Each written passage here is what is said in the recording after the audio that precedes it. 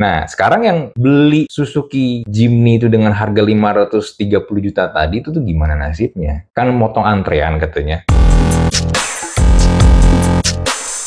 Selamat datang di Thinking Room. Suzuki Jimny, sebuah mobil yang dulu bisa dibilang ini ya, mobil sejuta umat sih. Banyak banget yang punya dulu Suzuki Jimny. Suzuki Jimny bisa dibilang dulu tuh adalah orang-orang yang pengen beli Jeep tapi nggak kesampaian, akhirnya belilah Suzuki Jimny. Kurang lebih kayak begitu. Sempat beberapa lama Suzuki itu tidak mengeluarkan Suzuki Jimny.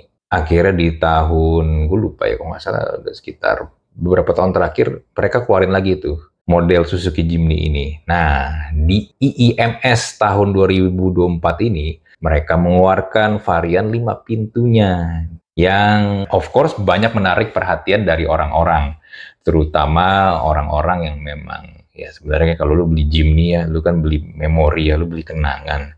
Gue nggak tahu lu ada yang dulu punya Jimny nggak pas zaman dulu tuh, pas zaman tahun 90-an lah ya, 90, 80, 90-an ya seingat gue deh. Ada nggak dulu yang punya, atau mungkin bapaknya yang punya? Kalau lu dulu belum punya mobil, lu belum bisa nyetir sendiri, mungkin boleh lu cerita-cerita juga nanti di kolom komen ya. Dan ini kan hype ya, Suzuki Jimny ini di pameran IIMS nih, dikeluarin lah price listnya. Price list resmi yang langsung dari Suzuki Indonesia sendiri. Dan lucunya, ternyata kalau kita mau beli, kita nanya ke salesnya, harganya tuh beda. Kalau mau ngikutin harga yang ada di price list, itu katanya inden. Tapi indennya kapan bisa diterima, nggak tahu.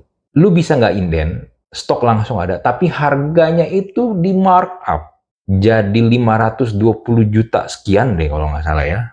Sedangkan harga, ini ada beberapa price list harganya sih, tapi harga itu di sekitaran harga 460-an sampai 478 juta. Itu udah on the road Jakarta. Makin rame lah ketika Omobi sama Fitra Eri itu bikin konten ini di channelnya Omobi ini. Jadi Fitra Eri bilang yang dia nggak suka dari Suzuki Jimny adalah yaitu harganya. Dia panggil lah salah satu sales Suzuki, dia nanya yang tadi tuh, kalau harga di price list sama harga kalau mau beli yang ready stock kok beda.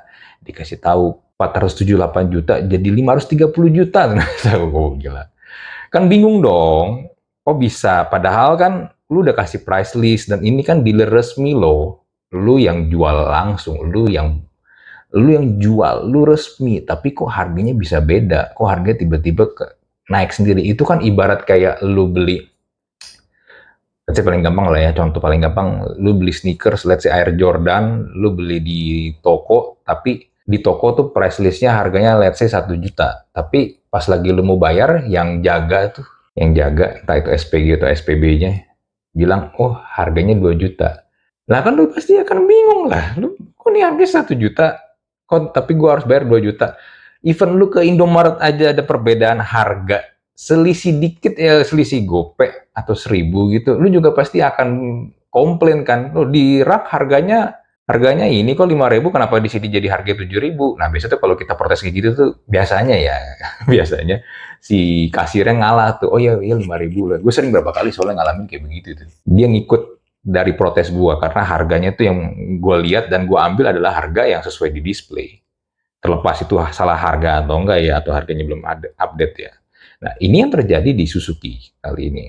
Jadi rame goreng-gorengan kayak begini dilakukan oleh sales dari dealer resminya sendiri, sehingga akhirnya Suzuki turun tangan. Ini gue lagi buka ini ya, automotivenet.gridauto.com. Ini punya Grid Auto nih. Beritanya gini, belakangan viral aksi tenaga penjual dealer Suzuki markup harga Jimny 5 pintu agar bisa serobot antrean. Dari harga normal 462 juta sampai 478,6 juta on the road Jakarta menjadi di atas 500 juta. Penasaran, tim redaksi pun melakukan investigasi dengan menyamar menjadi calon pembeli Jimny long chassis tersebut. Dari penelusuran, hasilnya memuaskan. Tenaga penjual Suzuki terpantau menawarkan Jimny 5-door dengan harga normal. Udah ini nih, udah diomelin nih, gue yakin nih udah dimaki-maki nih pasti sama petinggi-petinggi Suzuki Indonesia nih. Bukan harga markup seperti yang sempat viral di media sosial belakangan ini. Belum puas, tim redaksi sempat menawarkan uang booking fee lebih banyak dari seharusnya untuk memperpendek antrean, namun sales tersebut menolak.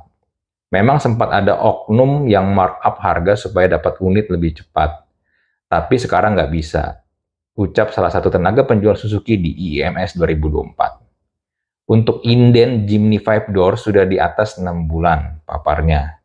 Kalau mau masuk antrian bisa naruh booking fee 20 juta. Paling nanti misal ada konsumen yang batal bisa maju antreannya. Tuh, udah nggak bisa tuh, udah diomelin nih pasti nih, udah dimaki-maki Anda. Nah, sekarang yang beli Suzuki Jimny itu dengan harga 530 juta tadi itu tuh gimana nasibnya? Kan motong antrean katanya. Malah ready stock ya, lu bisa dapat lebih cepat. Nah, itu nasibnya gimana tuh? Nah, ini gue lagi lihat artikel di Detik Auto.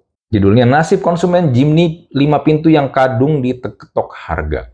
PT Suzuki Indomobil Sales memastikan harga Suzuki Jimny 5 Pintu masih sesuai suggestion price atau nominal rekomendasi yang diumumkan di Indonesia International Motor Show atau IMS 2024, yaitu mulai dari 460 jutaan hingga 470 jutaan. Lantas bagaimana nasib konsumen yang sudah terlanjur memesan Jimny 5 pintu di harga 520 sampai 530 jutaan? Sebab sejak beberapa hari terakhir, tenaga penjual Suzuki diketahui menggetok harga mobil yang didatangkan utuh atau completely build up dari India tersebut. Direktur Pemasaran PT SIS, Harold Donnell, mengatakan konsumen yang sudah terlanjur memesan Jimny 5 pintu di harga 520 sampai 530 juta bisa menghubungi dealer atau tenaga penjual terkait untuk melakukan klarifikasi. Pihaknya juga akan menjalin komunikasi dengan sejumlah dealer untuk memastikan harga jualnya sesuai rekomendasi. Bagi para konsumen yang mungkin sudah mencatatkan penjualan dengan harga-harga di atas rekomendasi, bisa melakukan klarifikasi ulang kepada jajaran penjualannya. Namun, kita akan berkoordinasi dengan para dealership mulai dari Sabang sampai Merauke untuk masalah ini kali ini berada di area Jabodetabek area. Lebih jauh, Harold juga meminta publik melaporkan sales nakal yang mematok harga Jimny terlalu tinggi. Dia janji pihaknya akan melakukan tindakan. Kita minta tolong kepada rekan-rekan jika ditemukan praktek-praktek yang terjadi perbedaan dari retail price yang sudah direkomendasikan, itu bisa diinformasikan kepada kami melalui Halo Suzuki agar bisa kami tindak lanjuti lebih lanjut, kata dia. Ya, tapi nggak ada ini ya, nggak ada pemberitahuan kalau yang udah belinya di harga di atas tuh bakal gimana ya? Ada kompensasi kah? Uangnya dibalikin kah? Yang selisih kelebihannya atau gimana? Gue nggak tahu. Ini nggak ada beritanya nih. Mungkin kalau lu ada yang dapat update, boleh ya komen. Tapi di sini nggak ada sih.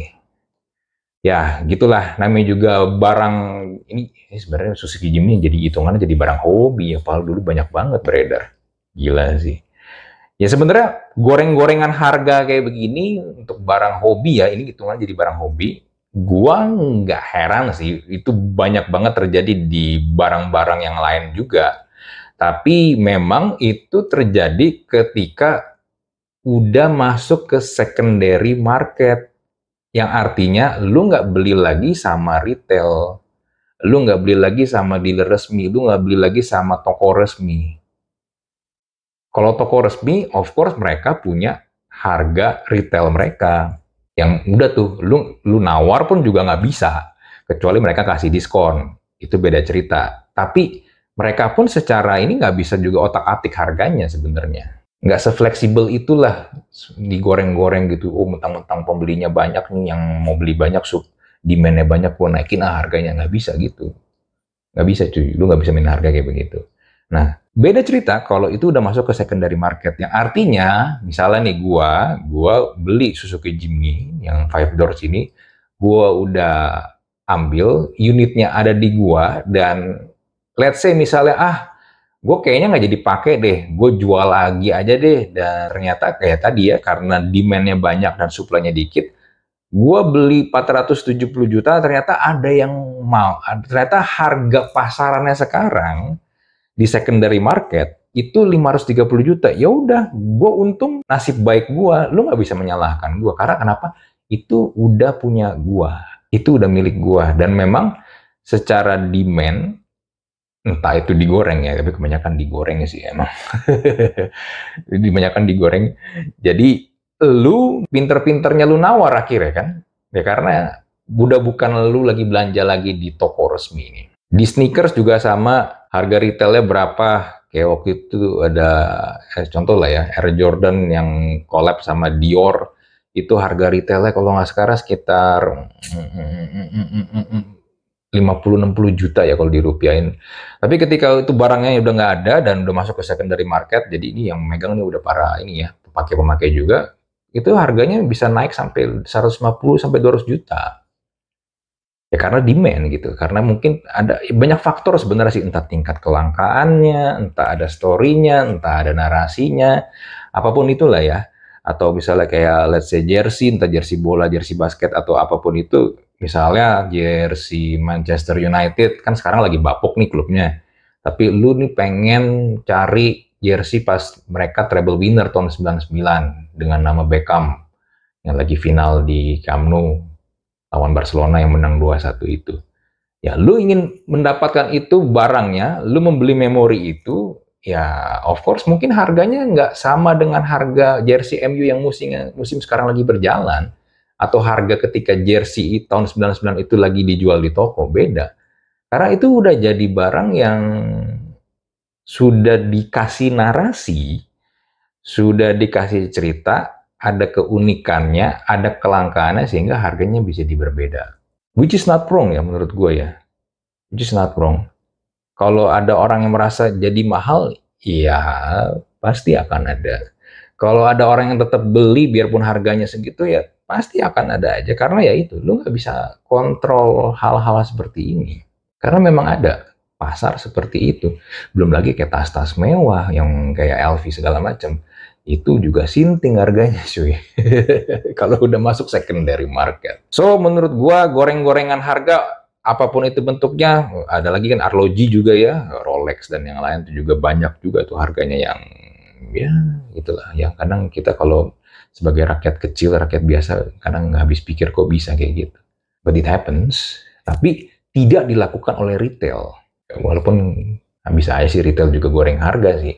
Ya, tapi nggak dilakukan sama langsung orangnya. Ya, entah bagaimana caranya, bisa aja. Sebenarnya bisa aja dengan dia menggunakan pihak lain jadi supaya harganya naik. Tapi itu kan dilakukan tidak dengan direct secara langsung si toko resminya yang ngegoreng kan. Kalau ini kan terang-terangan. Sales sendiri yang ngegoreng kan lucu ya. Ya, anyway, kalau ada yang pengen cerita tentang pengalaman goreng-menggoreng harga barang-barang hobi atau koleksi, boleh lah ya, cerita lah ya, tentang apa sih, mungkin atau kalau nggak ada barang apa yang pernah lu beli, harganya udah jauh lebih tinggi dibandingkan harga retailnya, atau mungkin lu pernah jual, lu jadi cuan nih dari harga lu beli, nih kan ada tuh nih yang kayak gitu, gue juga pernah berapa kali ngalamin soal kayak gitu. Boleh lah ya, cerita-cerita tentang pengalaman lu di kolom komen. Kita jumpa lagi di Thinking Room episode berikutnya. Bye!